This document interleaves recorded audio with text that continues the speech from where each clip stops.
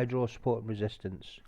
1 hour chart, I use the box indicator, where price is currently at. Look for the most recent level of support or resistance. So we have one here. We had price push up, retraced, created support. So we'll draw the first one here.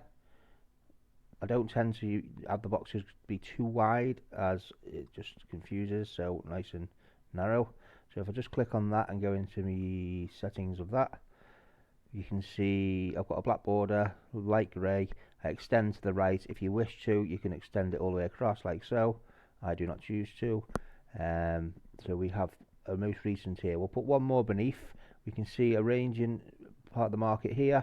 So we don't want to be putting support levels here, here, here, here, here, here, here.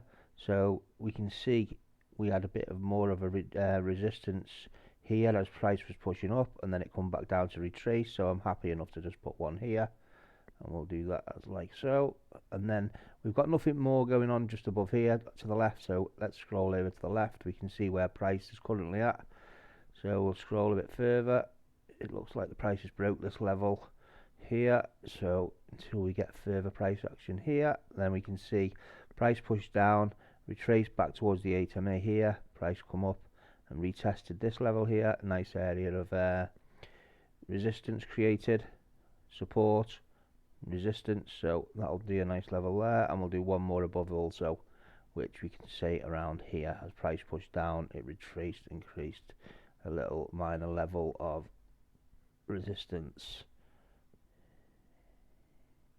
here.